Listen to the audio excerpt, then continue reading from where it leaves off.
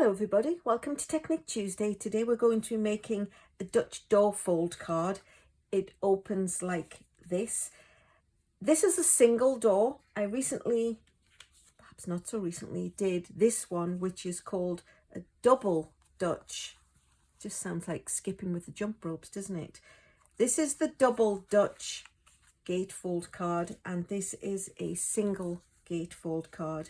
The reason I've chosen primarily this designer series paper and this stamp set is I'm currently doing an ABC's Alyson's beginner card making series for people who've never stamped before, and this is actually very doable, and the ladies who are following along I'm quite sure would be able to follow this card. I did find it online. It's not my original design event or anything, of course. Stacia Bloodheart, who was one of the artisan stampers, had done it. She'd made hers with tulips, but as this was the stamp set that I had recommended to my beginner ladies, I thought I would use it just to keep showing how versatile and useful stamp sets are, especially ones like this where it's got an image and lots of words. But anyway, let's get started. So here are the ingredients. It's a piece of basic white cardstock, 8.5 by 5.5, scored at 4 1/4, which we're pretty comfortable with. But what we need to do is cut out a piece, which is of course this piece, and then it ever so conveniently becomes this piece, because waste not, want not. So we're going to line it up at 2.5 inches. And then we're going to find the score line, which is set at 4 1/4, and with the Stampin' Up paper trimmer, as you know, we can just poke in at the point. So we'll line it up. I can, and it doesn't show up so well on the video, but I can visually see the score line, but at the 4 1/4 mark, and then we are going to cut it across, and then we're going to go back to 4 1/4 on the, let me just bring it down just a smidge.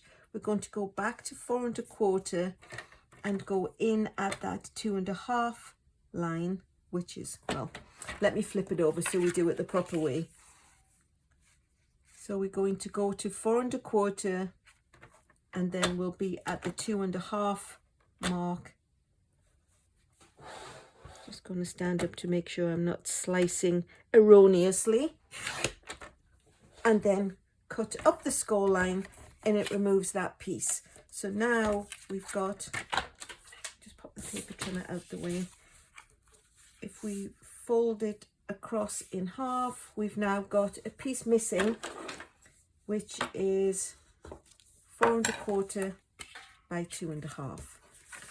So we will go and do some building first, I think. So I have a piece of cardstock, which is the usual 1/4 inch shorter. So this is now 5 1/4 by 4, which is going to layer into here. And then a 1/4 inch shorter again, it's 5 by 3 3/4, which will go on to here. So let me quickly attach this. I'm going to use the glue.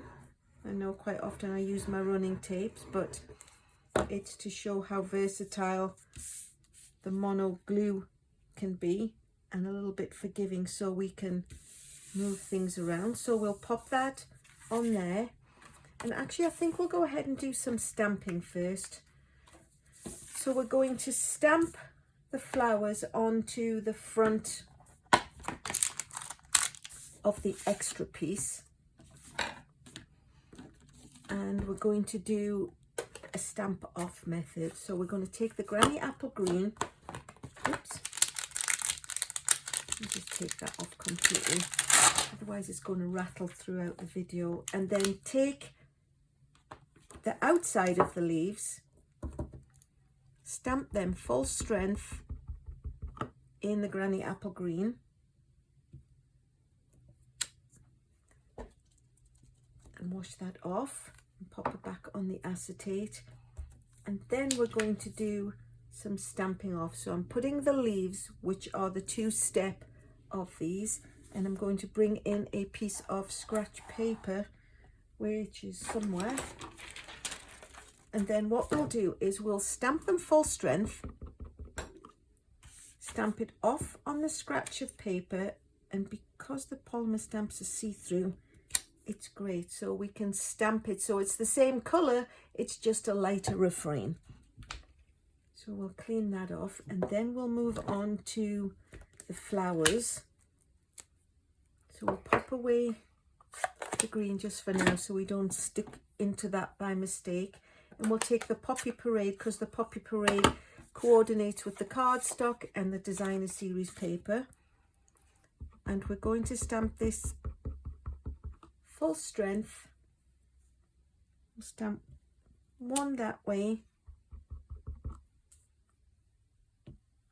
and one that way. And the nice thing is, because it's a polymer stamp and it's a clear acrylic block, we can see through and see where we're placing it. And then using the same method with the stamp off, I'm going to put the inside of the flowers onto the acrylic block, stamp it up full strength, stamp it off onto the scratch paper, and then line it up, and then do it again with the other set of flowers. And then we've got a nice busy pattern.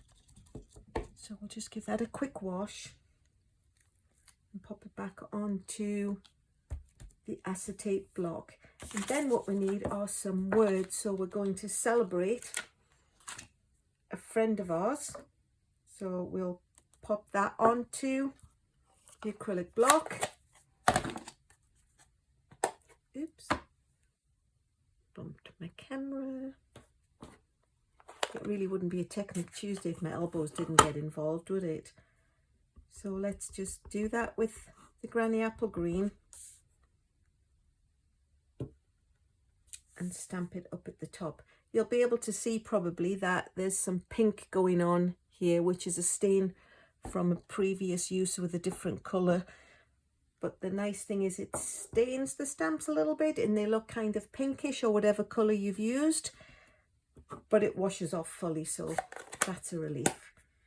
And then what we need to do is just get the red back and put Let's Celebrate and pop you inside. Let's celebrate you. And why are we celebrating you? Because it's your birthday. Let's go you, it's your birthday. So we'll just pop the other one on and say celebrate you, happy birthday. Hooray for that. So we'll pop the stamps back on their little acetate, close the ink pads up, and now we can get assembling. So now that we stamped this successfully, we can go ahead and add this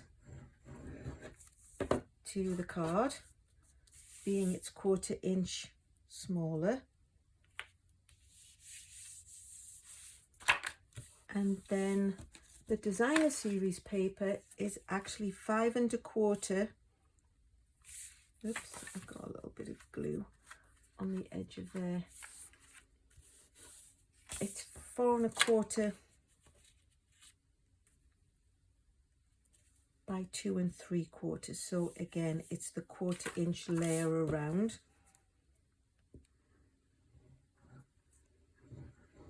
And we'll pop that on in its little place. And the lovely thing about the Stampin' Up! Colours, of course, is the designer series paper coordinates with the inks, which coordinates with the cardstock, and it's why we love it. So this was the piece that we cut out of there, you'll remember. Now we're going to pop it onto a piece of Poppy Parade, is the red we're using, and this is 2 3/4 by 4 1/2.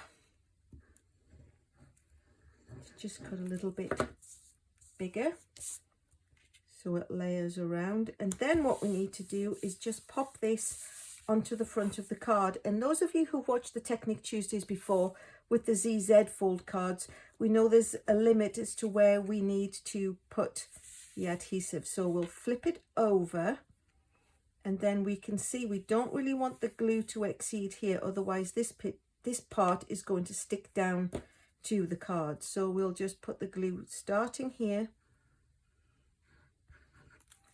and around, so when we pop it on the card, we haven't stuck it down, we've only stuck it to the area with the designer series paper on it. Just quickly put the lid back on the glue. So that's how that works. And then just to give it a little bit of extra bling, I'm going to bring in some iridescent rhinestone jewels, because I'm rather fond of a bit of shininess. Perhaps I was a magpie in a previous life, who knows? But I do like a bit of bling, and I do think it just zhuzhes up the card. So we'll put 3 at the bottom and 3 on what is technically the inside, so the lovely blinginess follows through when you open it. Put those off to one side. And there you have it, quick and easy. It uses the extra pieces of the basic white. It uses the stamp set, it uses everything that coordinates, and I think that's a really rather nice card. If you like what you've seen, please go ahead and subscribe. If you know anyone who is a beginner stamper, please direct them to the Alyson's Basic Card Making ABCs. It's on my same YouTube channel. But really, I think this is a rather nice advanced card. I would make this card, and I'm certainly not a beginner. So again, if you've liked what you've seen, please subscribe. I like likes. If you want to pass a comment, I'm happy to answer any questions you may have. All the directions and the dimensions will be down in the bottom. And last but not least, thanks so much for watching.